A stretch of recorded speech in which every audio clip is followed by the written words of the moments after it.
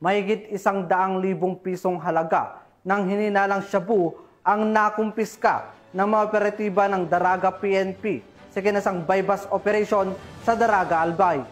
Patrolwoman Geraldel Lorterte sa report. Isang hinihinalang tulak ng ipinagbabawal na gamot ang naaresto sa matagumpay na isinagawang bypass operation ng mga operatiba ng Daraga Municipal Police Station sa pangunguna ni Police Lieutenant Colonel Edgar E. Azadea, COP, katuwang ang Philippine Drug Enforcement Agency Region 5 noong Setyembre 9 taong kasalukuyan sa Barangay Tagas, Daraga Albay.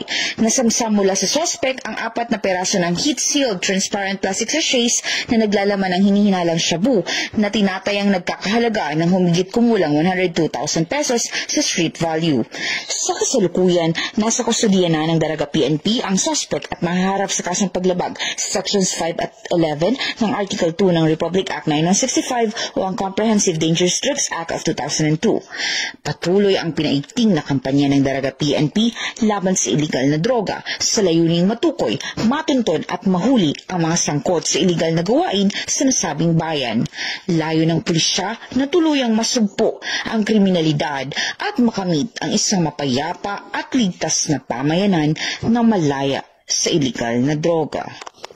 Mula dito sa Legazpi City, Albay, ako ang inyong PNN correspondent, Patrolwoman Geraldel Lorterte, alagad ng batas, tagataguyod ng Balitang Pulis.